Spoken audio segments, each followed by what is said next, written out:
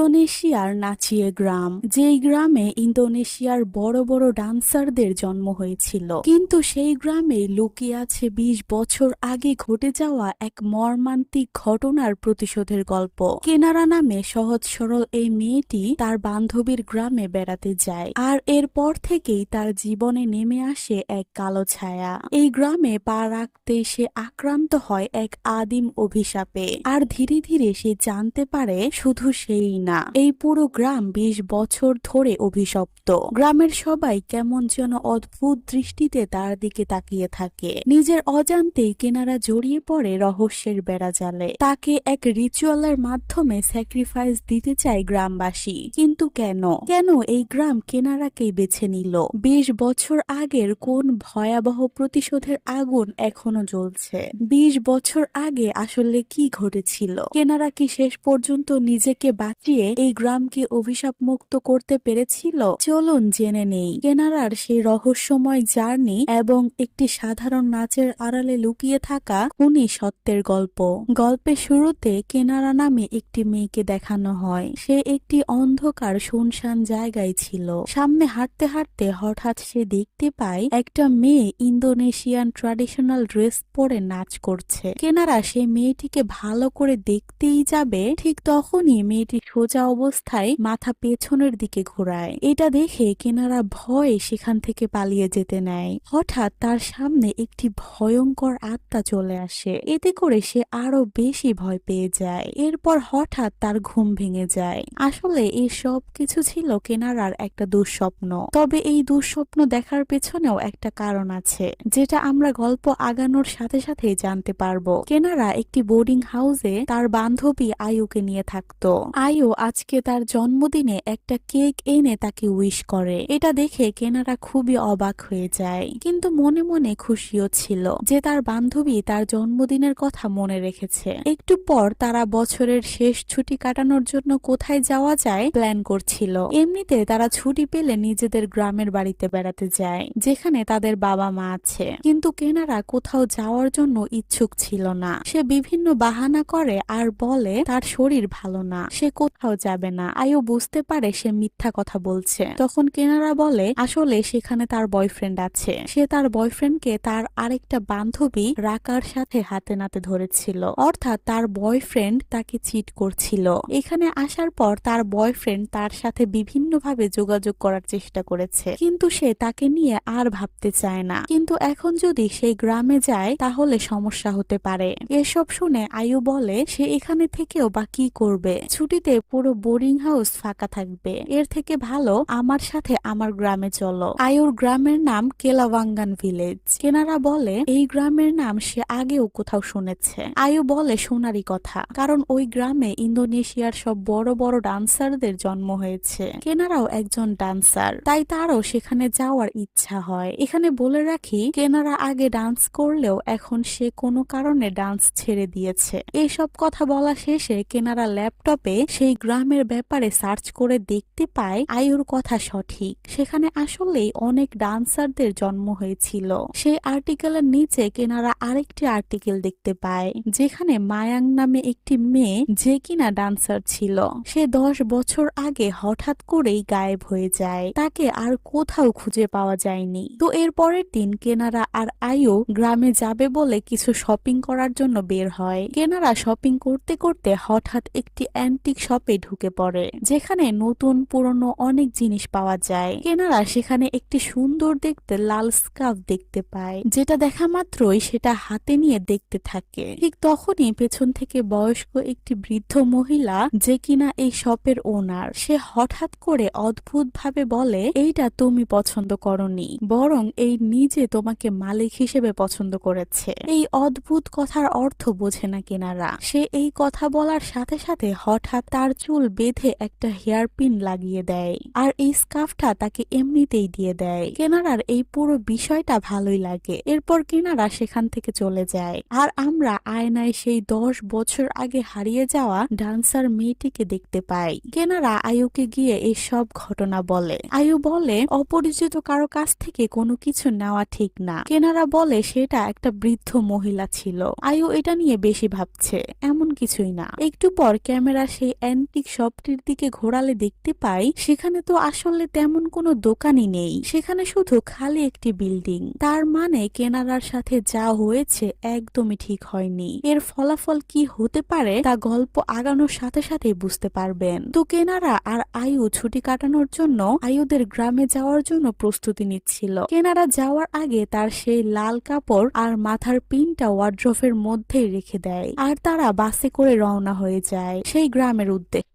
বহু পথ পাড়ি দিয়ে তারা সেই গ্রামে পৌঁছায়। তারা গ্রামে পৌঁছানোর সাথে সাথে হঠাৎ বৃষ্টি শুরু হয়। তারা দ্রুত একটা ছাউনির নিচে দাঁড়ায়। অনেকক্ষণ দাঁড়ানোর পরেও বৃষ্টি থামছিল না, তাই তারা ভিজেই আয়ুদের বাড়িতে চলে আসে। আয়ুর মা কেনারাকে দেখে অনেক খুশি হয়ে যায়। একটু পর আয়ুর বাবাও এখানে আসে। আয়ুর বাবা তাকে দেখে কেমন যেন খুশি হয় না, সে অবাক হয়ে তাকিয়ে থাকে। আয়ু তাকে নিয়ে তার রুমে যায়, যে ঘরে সে থাকতো।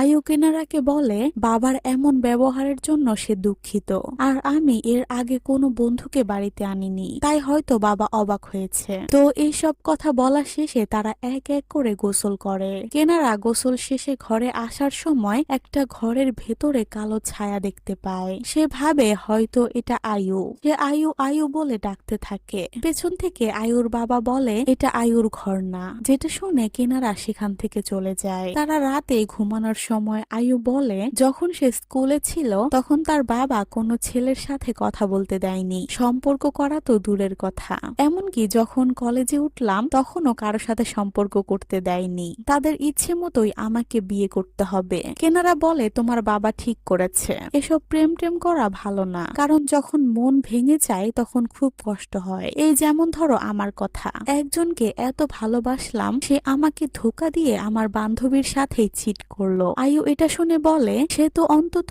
কাউকে ভালোবেসেছিল, আমি তো সেই সুযোগও পাইনি। এটা বলে সে ঘুমিয়ে পড়ে। কেনারা ফোন হাতে নিয়ে দেখে তার ফোনে চার্জ নেই, ফোন বন্ধ হয়ে আছে। তাই সে ব্যাগে চার্জার খুঁজতে থাকে। চার্জার খুঁজতে খুঁজতে সে সেই হেয়ার পিন আর লাল কাপড়টি দেখতে পায়, যেটা দেখে সে খুবই অবাক হয়ে যায়, কারণ সে তো আসার সময় এই দুইটা জিনিস ওয়ার্ড্রপের মধ্যে রেখে এসেছিল। এখন এসে তার সেই মহিলাটির আরেকটি কথা মনে পড়ে। সে বলেছিল সে চাইলেও এই জিনিসগুলোর থেকে আলাদা হতে পারবে না। প্রথমে সে এই কথা তেমন গুরুত্ব দেয়নি, কিন্তু এখন তার কাছে সব অদ্ভুত লাগছে। এসব ঘটনার মধ্যে সে উপরে তাকিয়ে দেখে সিলিং ফেটে গিয়ে পানি পড়ছে। সেখানে দেওয়ার জন্য একটা ছোট বালতি আনতে যায় বাইরে। তখন তার আশেপাশে কেউ ছিল না, কিন্তু হঠাৎ সামনে আয়ুর বাবাকে দেখে সে ভয় পেয়ে যায়। সে বলে সে তো এখানে শুধু বালতি নিতে এসেছিল। উত্তরে আয়ুর বাবা একটি কথাও বলে না। তাকে দেখে মনে হচ্ছিল সে যেন কোনো মানুষ না। কেনারা দ্রুত সেখান থেকে ঘরে আসে। তার কাছে সবকিছুই কেমন যেন অদ্ভুত লাগছে। আয়ুর বাবা তাকে প্রথম থেকে দেখেই কেমন যেন ব্যবহার করছে।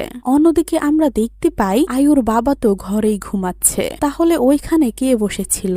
একটু পর তার কাছে সেই শয়তানি ছায়া আসে, যাকে আমরা এর আগে কেনারার স্বপ্নে দেখেছিলাম। এইটা হয়তো কারো অতৃপ্ত আত্মা। সে কানে কানে বলে যতদিন না মৃত্যু তোমাদের আলাদা করে, অর্থাৎ যতদিন মৃত্যু না হবে ততদিন তার সাথে থেকে যাওয়া। কিন্তু ওই আত্মাটা আয়ুর বাবার কানে এই কথাটা কেন বলবে? তাহলে কি ওই আত্মার সাথে আয়ুর বাবার কোনো সম্পর্ক আছে? কিন্তু সেটা থাকলে তাহলে কেনারার স্বপ্নে কেন আসলো? আয়ুর বাবা এটা শুনে ভয়ে লাফ দিয়ে ঘুম থেকে ওঠে আর তার ভাইয়ের ছবি দেখতে থাকে, যিনি এখন বেঁচে নেই। তার মানে এই আত্মা কি তার ভাইয়ের? এইসব প্রশ্নের উত্তর গল্প আগানোর সাথে সাথেই জানা যাবে। তো পরের দিন সকালে আয়ু কেনারাকে নিয়ে গ্রামটা ঘুরতে বের হয়। আয়ু তাকে একটি ডান্স স্টুডিওতে নিয়ে যায়। সামনে কিছু ছেলে মেয়েদেরকে ডান্স শেখানো হচ্ছিল।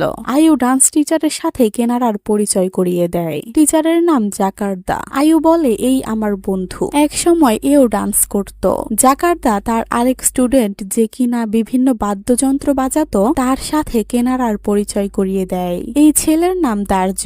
দার্য কেনারার সাথে পরিচয় হয়ে মনে মনে খুশি হয়, হয়তো তার প্রথম দেখায় কেনারাকে ভালো লেগেছে। পরিচয় পর্ব শেষে তারা এক জায়গায় বসে ডান্স দেখতে থাকে। আয়ু তাকে জিজ্ঞাসা করে সে কি এখনো ডান্স মিস করে। কেনারা বলে না, এমন কিছু না। আয়ু তার না বলা সত্ত্বেও তাকে সবার সামনে জোর করে ডান্স করার জন্য। সে টিচারকে বলে তার বন্ধুও ডান্স করতে চায়, কিন্তু কেনারা বলে সে অনেক দিন ধরে ডান্স করে না, তাই সে অনেক কিছু ভুলে গিয়েছে। সে এক সময় অবশ্যই ডান্স করে দেখাবে। এসব কথা বলার ফাঁকে সে হঠাৎ দূরে সেই ডান্সার মেয়েটিকে দাঁড়িয়ে থাকতে দেখতে পায়, যে অদ্ভুত দৃষ্টিতে তার দিকেই তাকিয়েছিল। কেনারা তাকে দেখে ভয় পেয়ে যায়, তার মুখে স্পষ্ট ভয়ের ছাপ। সেই টিচারটিও লক্ষ্য করে হয়তো সেও কিছু একটা আন্দাজ করতে পেরেছে।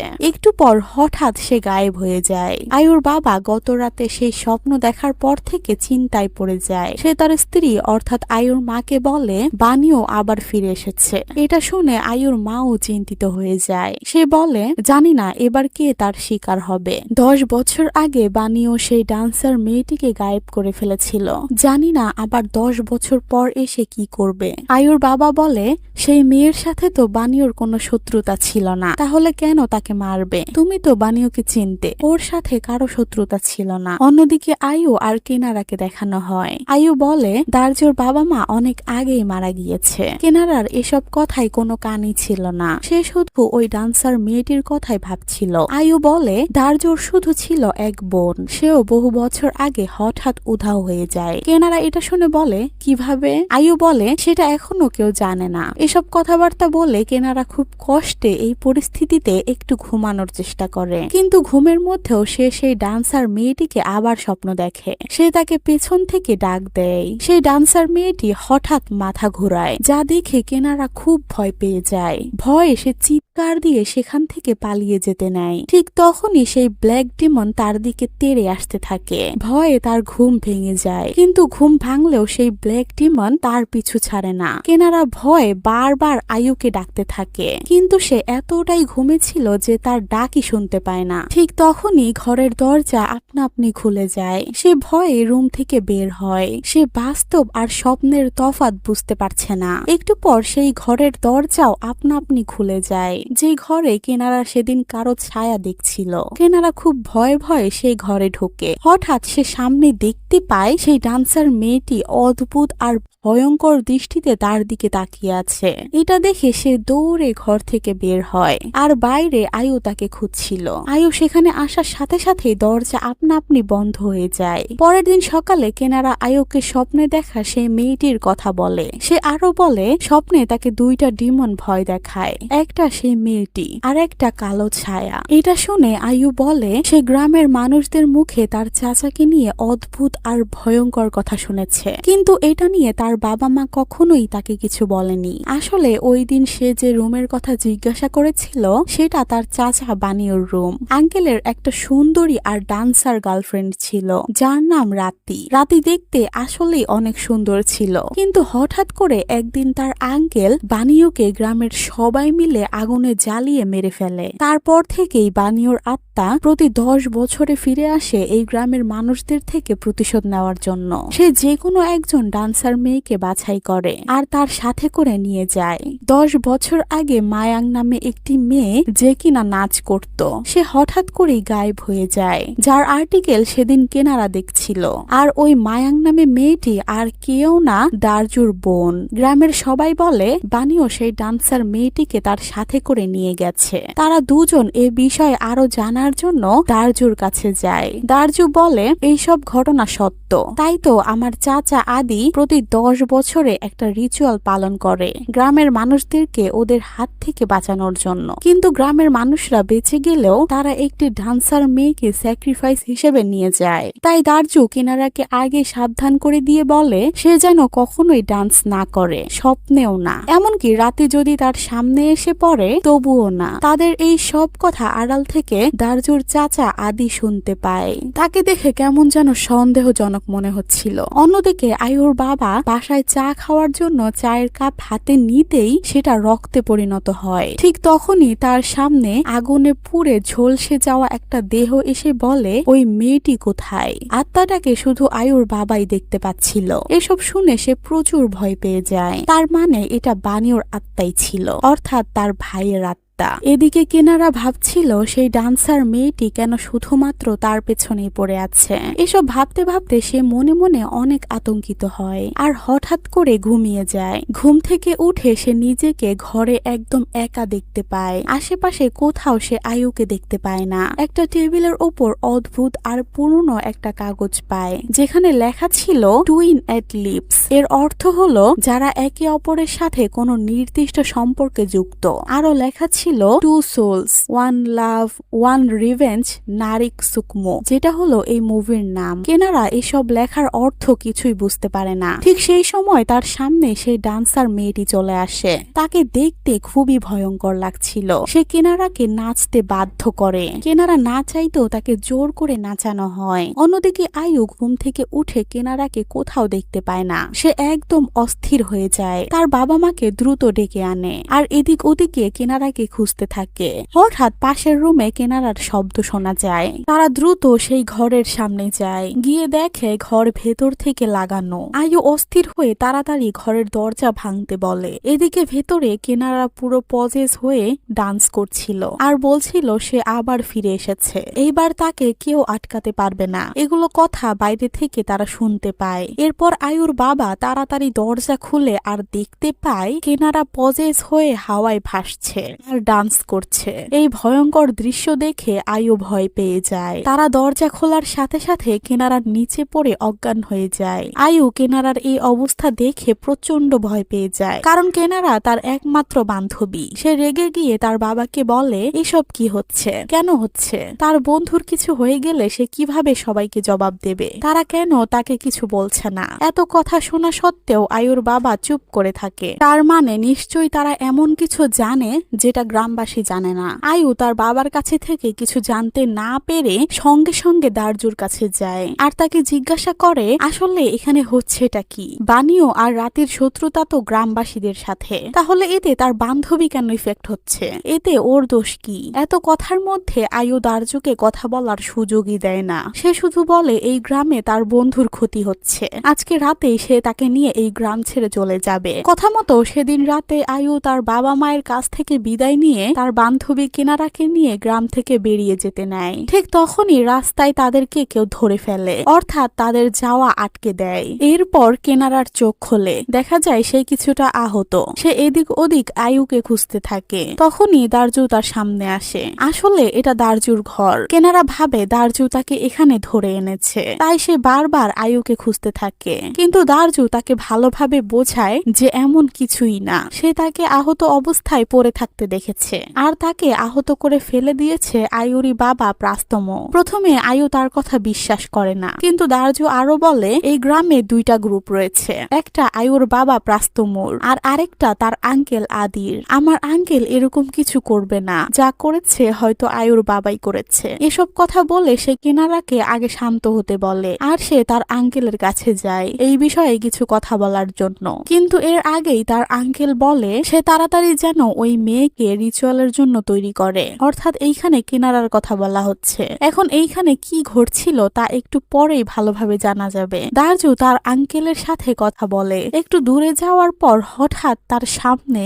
সেই পুড়ে যাওয়া আত্মাটাকে দেখতে পায়, কিন্তু এতে সে একটুও ভয় পায় না। বিষয়টা অদ্ভুত। অন্যদিকে আয়ুকে তার বাবা মা খুঁজে পায়। সেও কিছুটা আহত ছিল আর অদ্ভুত ভাবে বমি করছিল। সে অস্থির হয়ে কেনারাকে খোঁজার চেষ্টা করে। আয়ুর বাবা বলে তাকে কোথাও খুঁজে পাওয়া যায়নি। সে তাকে শান্ত করার চেষ্টা করে। ঠিক তখনই আয়ু তার বাবার জায়গায় সেই ব্ল্যাক ডিমনকে দেখতে পায়, যেটা হয়তো বানিওরই আত্মা। আয়ু হঠাৎ করে এই ভয়ঙ্কর দৃশ্য দেখে ভয় পেয়ে যায়। তার বাবা তাকে শান্ত করে বাইরে চলে আসে আর বানিওর কবরের কাছে গিয়ে অনুরোধ করে বলে সে যেন আয়ুর কোনো ক্ষতি না করে, কারণ আয়ু তারও তো ভাতিজি। অন্যদিকে দেখানো হয় দারজুর আঙ্কেল আদিকে, যে কিনা প্রতি 10 বছর পর পর রিচুয়াল করে গ্রামের মানুষদের রক্ষা করে। এইবারও সে তার গ্রুপের সবাইকে ডেকে বলে এই বছর তারা রিচুয়াল করার জন্য একটি ডান্সার মেয়েকে পেয়ে গেছে। এই গ্রুপের মানুষগুলো কেমন যেন অদ্ভুত। অন্যদিকে কেনারা দারজুর ঘরে ছিল।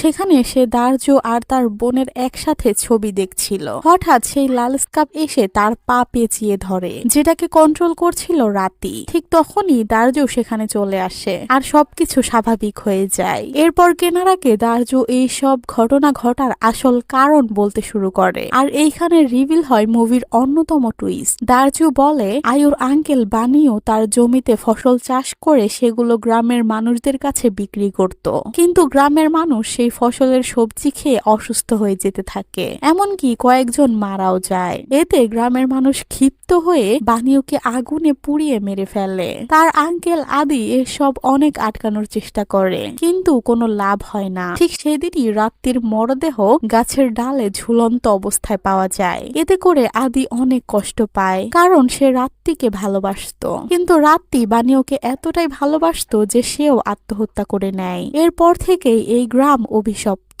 আর প্রতি 10 বছর পর পর তারা ফিরে এসে একজন ডান্সার মেয়েকে তাদের সাথে নিয়ে যায়, যেমনটা হয়েছিল মায়াং এর সাথে।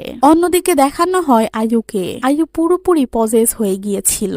রাত্রি আর বানিওর আত্মা তাকে অনেক ক্ষতি করার চেষ্টা করে। আয়ুর বাবা তাকে এসব থেকে রক্ষা করতে চায়, কিন্তু কোনোভাবেই পেরে উঠছিল না। আয়ুর বাবা সঙ্গে সঙ্গে তার ভাই বানিওর ঘরে যায় আর জিজ্ঞাসা করে সে তার আপন ভাতিজির সাথে এমন কেন করছে। এসব বলতে বলতে সে সেই কাগজটি খুঁজে পায় যেটা কেনারা দেখেছিল।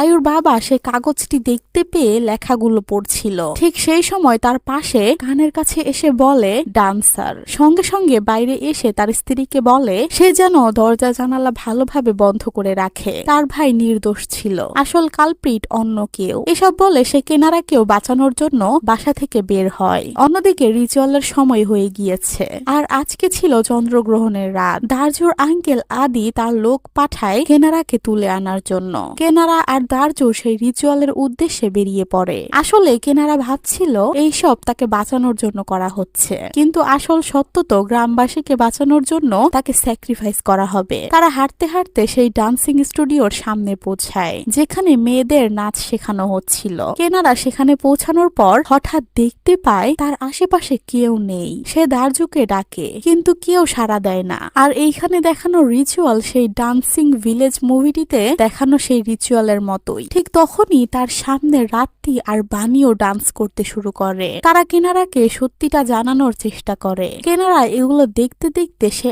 আরো কিছু ভিশন দেখতে পায়, যে কিভাবে বানিওকে গ্রামবাসীরা আগুনে পুড়িয়ে মেরে ফেলেছিল। শুধু তাই না, দারজুর আঙ্কেল আদিও তাদের সাথে জড়িত ছিল। অর্থাৎ সে সেদিন বানিওকে বাঁচানোর চেষ্টা না করে গ্রামবাসীদের সাথে যুক্ত হয়ে বানিওকে আগুনে জ্বালিয়ে মেরে ফেলে, কারণ সে রাত্রিকে ভালোবাসতো। আর বানিও যদি রাস্তা থেকে সরে যায় তাহলে তো তার রাস্তা ক্লিয়ার, কিন্তু হয় এর উল্টো, রাত্রিও আত্মহত্যা করে নেয়। এসব ভীষণ দেখার পর কেনারা বুঝতে পারে আদি কোনো ভালো মানুষ নয়। ভীষণ শেষে সিন বর্তমানে আসে। কেনারাকে জোর করে তারা রিচুয়ালে বসিয়ে দেয়। কেনারা কি করবে কিছুই বুঝতে পারে না। ঠিক তখনই আয়ুর বাবা সেখানে চলে আসে আর কেনারাকে বলে জীবন বাঁচাতে হলে এখান থেকে পালিয়ে যাও। এটা শুনে কেনারা দ্রুত সেখান থেকে পালিয়ে যায়। আদি, দারজু আর বাকি সবাইকে কেনারাকে খুঁজতে পাঠিয়ে দেয়। কেনারা একটা গাছের পেছনে লুকিয়েছিল। দারজু সেটা দেখতে পেয়েও কাউকে কিচ্ছু বলে না, কিন্তু একটু পর কেনারা নিজেই চিৎকার দিয়ে ওঠে, কারণ তার পাশে হঠাৎ সেই ব্ল্যাক ডিমন চলে আসে, যেটা দেখে সে খুব ভয় পায়, যার ফলে তাদের কাছে ধরা পড়ে যায়। তাকে রিচুয়ালের সেই জায়গায় হাত পা বেঁধে শুইয়ে দেওয়া হয়। এসব দেখে আয়ুর বাবা চিৎকার করে সবাইকে বলতে থাকে বানিও নির্দোষ ছিল, ওর গ্রামে বিক্রি করা সবজিতে কোনো বিষ ছিল না, বরং বিষ মিশিয়েছে আদি, কারণ ও বানিওকে রাস্তা থেকে সরিয়ে রাত্রিকে পেতে চেয়েছিল। এই কারণে আদি প্রতি 10 বছরে এই রিচুয়াল করে একজনকে স্যাক্রিফাইস করে, নিজেকে আর গ্রামকে বাঁচানোর জন্য। আয়ুর বাবা এসব বলতে বলতে হঠাৎ আদি তাকে চাকু দিয়ে স্ট্যাব করে। অন্যদিকে রাত্রি কেনারাকে ডান্স করতে বলে তার হাতের আর পায়ের বাঁধন খুলে দেয়। এরপর সে ডান্স করতে থাকে। থাকে। নিচে দারজু এই সব কিছু অবাক হয়ে দেখছিল, কারণ সে জানতে পেরেছিল তার বোনকে তার নিজেরই আঙ্কেল এই রিচুয়ালে স্যাক্রিফাইস করেছে। সে এসব সহ্য করতে না পেরে তার আঙ্কেলকে মারতে যায়। আদিও তার গায়ে হাত তোলে। দারজু তার সাথে পেরে উঠছিল না, তাই সে মুখে সেই তেল দিয়ে আগুনের সাহায্যে ফু দিয়ে আদির গায়ে আগুন লাগিয়ে দেয়। এতে আদির পুরো শরীর আগুনে জ্বলতে থাকে। এই আগুন লাগার কারণে সেখানে পুরো জায়গায় আগুন লেগে যায়, ফলে সব লোক সেখান থেকে পালিয়ে যায়। অন্যদিকে কেনারা নাচা বন্ধ করে। রাত্রি আর বানিও তাকে ধন্যবাদ দেয়, কারণ তার কারণে এই রিচুয়াল বন্ধ হয়েছে। আর সে কখনো যেন ভয় নাচা বন্ধ করে না দেয়। সে খুব ভালো নাচ করতে পারে। এসব কথা বলতে বলতে সেখানে আগুন লেগে যেতে নেয়। ঠিক তখনই দারজু এসে তাকে বাঁচিয়ে নেয়। কিন্তু আফসোস হলো আয়ুর বাবাকে বাঁচানো যায়নি, সে মারা গিয়েছে। তো এখান থেকে সিন শিফট হয়। আয়ু সেই লাল স্কার্ফ পানিতে ফেলে দিয়ে এই গ্রাম থেকে চলে যাওয়ার উদ্দেশ্যে রওনা হয়। তাদের সাথে দারজুও শহরে যাওয়ার জন্য প্রস্তুতি নেয়, কারণ সে শহরে গিয়ে ভালোভাবে পড়ালেখা করে